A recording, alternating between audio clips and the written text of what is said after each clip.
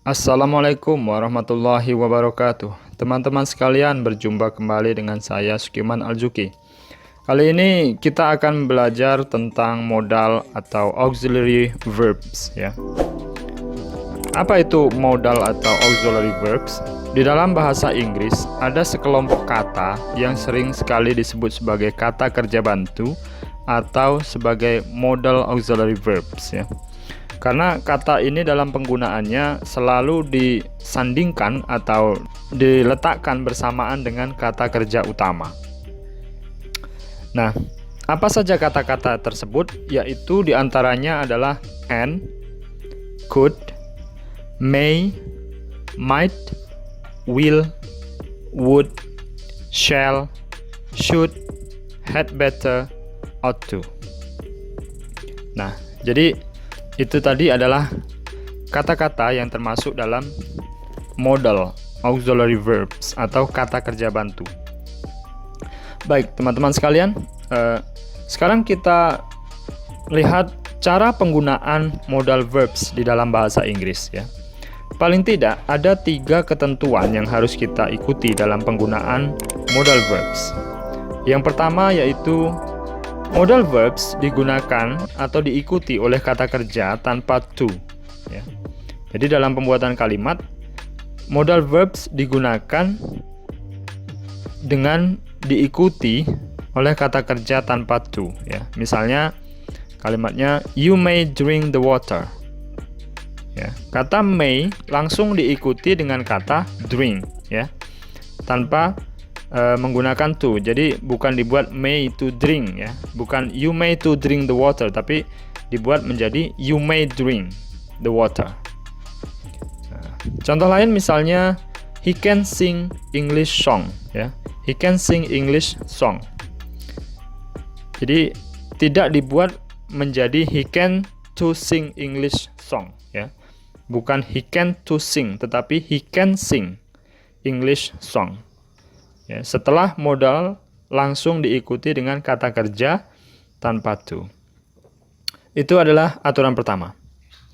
Aturan kedua dalam penggunaan modal verbs yaitu modal verbs digunakan tanpa penambahan huruf s meskipun subjek kalimatnya adalah orang ketiga tunggal atau he, she, it. Ya. Contoh kalimatnya yaitu he can sing English song. He can sing English song. Jadi subjek di sini adalah he dan modalnya adalah can. Tidak kita buat menjadi he cans ya, tetapi tetap he can. He can sing English song. Contoh berikutnya, she will go to campus ya. Subjeknya adalah she dan modalnya adalah will. Tidak kita buat menjadi she wills ya, tetapi tetap she will ya. Jadi kalimatnya tetap she will go to campus. Oke. Nah, itu tadi aturan yang kedua, teman-teman ya. Yang berikutnya, aturan yang ketiga dalam penggunaan modal verbs yaitu untuk membuat kalimat negatif, modal digunakan seperti kata do ya. Jadi langsung ditambahkan kata not setelah modal ya. Contohnya misalnya you must not smoke here. You must not smoke here ya. Jadi setelah kata must langsung ditambahkan kata not. Contoh berikutnya misalnya I will not leave my friend ya. I will not leave my friend. Setelah kata will langsung ditambahkan kata not. Ya, jadi itu tadi aturan ketiga ya, aturan ketiga. Setelah modal langsung ditambahkan kata not untuk membentuk kalimat negatif. Baik teman-teman, itu tadi peraturan penggunaan modal verbs di dalam bahasa Inggris ya. Nah sekarang apa saja kegunaan dari modal verbs ya? Untuk apa kata-kata yang termasuk dalam modal verbs tadi? Fungsinya apa? Ya. Paling tidak ada 9 kegunaan ya yang sudah kita identifikasi di sini ya. Ada 9 kegunaan dari modal verbs ya. Jadi yang pertama atau yang ke satu ya, asking permission ya. Jadi untuk meminta izin. Misalnya contoh kalimatnya, can I ask a question? Ya. Can I ask a question? Can di sini berfungsi untuk meminta izin ya, bukan menyampaikan ability, tapi untuk meminta izin. Can I ask a question? Kegunaan yang berikutnya yaitu atau yang kedua ya, expressing possibility or impossibility ya. Mengungkapkan kemungkinan ya. Contoh kalimatnya misalnya, he might go to the lake ya. He might go to the lake. Oke. Dan yang ketiga ya, kegunaan yang ketiga, giving advice or suggestion ya, untuk menyampaikan advice atau suggestion. Contoh kalimatnya, you should try this cake ya. You should try this cake. Oke. Kegunaan yang keempat yaitu to express certainty or uncertainty ya. Untuk menyampaikan kepastian atau ketidakpastian ya. Contoh kalimatnya misalnya, I'm sure they will agree with me ya. I'm sure they will agree with me ya. Itu contoh kalimatnya. Kemudian kegunaan yang kelima yaitu expressing probability ya. Expressing probability. Contoh kalimatnya, he must be stuck in traffic ya. He must be stuck in traffic. Itu sebuah probability. Kegunaan yang keenam yaitu expressing willingness atau refusal ya. Contoh kalimatnya, they will go to the beach. They will go to the beach. Kegunaan yang ketujuh yaitu making a request or offer something ya. Making a request or offer something. Contoh kalimatnya misalnya, can you help me? Ya. Can you help me? Oke, ya.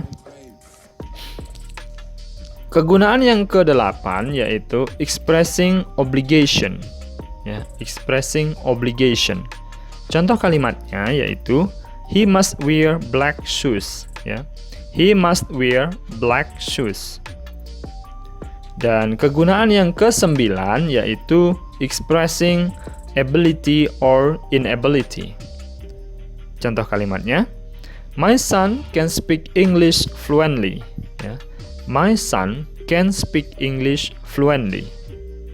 Oke, nah jadi paling tidak ada 9 kegunaan dari modal verbs ya. Jadi kita menggunakannya tentu sesuai dengan kebutuhan.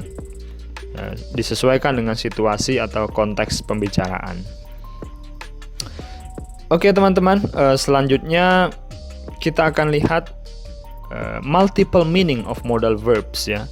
Multiple meaning of modal verbs. Jadi maksudnya satu kata dari modal verbs ini memiliki makna yang berbeda-beda sesuai dengan konteksnya. Ya. Paling tidak satu modal verbs itu memiliki 2 atau 3 atau bahkan lebih arti ya. Disesuaikan dengan konteks kalimat saat diucapkannya. Kita ambil contoh misalnya kata can ya. Can adalah sebuah modal verbs yang paling sering digunakan dalam berbagai situasi dan memiliki variasi fungsi atau kegunaan yang berbeda-beda. Ya. Contohnya misalnya kata can you take a glass of water for me ya. Can you take a glass of water for me? Itu memiliki fungsi atau kegunaan request ya. Can you take ya. Can you take a glass of water for me? adalah request atau permintaan. Nah, jadi can di situ berfungsi sebagai request. Berbeda dengan yang kedua, kalimat berikut ini. He can work with computer, ya. He can work with computer.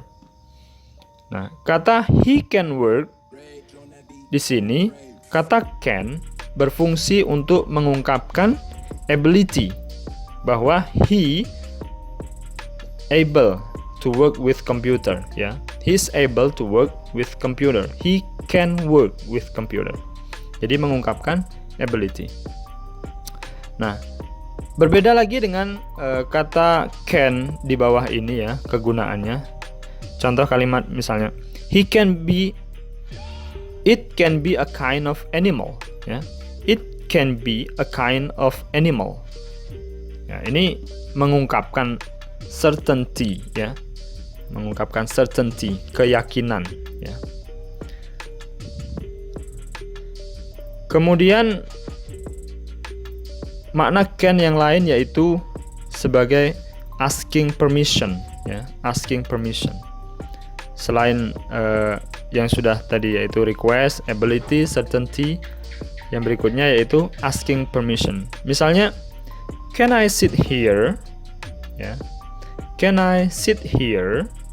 Nah, ini kan meminta izin ya, asking permission. Dan yang berikutnya kegunaan dari can yaitu offering something, ya. Offering something. Contoh kalimatnya misalnya, can I help you? Ya, can I help you? Nah, ini menawarkan bantuan gitu ya.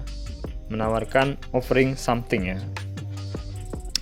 Oke, nah jadi apa kesimpulan dari multiple meaning of modal verbs tadi, yaitu bahwa kita harus untuk memahami arti atau makna penggunaan modal verbs, kita harus memahami konteks ya. Memahami konteks dalam situasi seperti apa kalimat yang menggunakan modal verbs tersebut diucapkan. Nah, jadi itulah teman-teman sekalian ya, pembahasan kita tentang modal verbs ya. Mulai dari apa saja yang termasuk kata-kata sebagai modal verbs dalam bahasa Inggris, kemudian bagaimana penggunaan modal verbs di dalam bahasa Inggris, kemudian apa saja kegunaan bahasa Inggris, apa saja kegunaan modal verbs ya, paling tidak tadi ada 9 ya kegunaannya, dan yang terakhir adalah multiple meaning of modal verbs ya. Makna-makna yang berbeda dari satu modal verbs disesuaikan dengan konteks ya. Kita contohkan tadi kata can yang memiliki 5 variasi makna, yaitu sebagai request, expressing ability, expressing certainty, asking permission, offering something ya. Ada 5 untuk kata can sebagai contoh ya. Nah, baik teman-teman, itu saja pembahasan kita tentang modal verbs ya. Bagi teman-teman yang belum subscribe, silahkan subscribe dan jangan lupa aktifkan tombol lonceng supaya teman-teman mendapatkan pemberitahuan saat saya mengupload video terbaru nanti. Terima kasih atas perhatiannya teman-teman sekalian. Sampai jumpa. Assalamualaikum warahmatullahi wabarakatuh.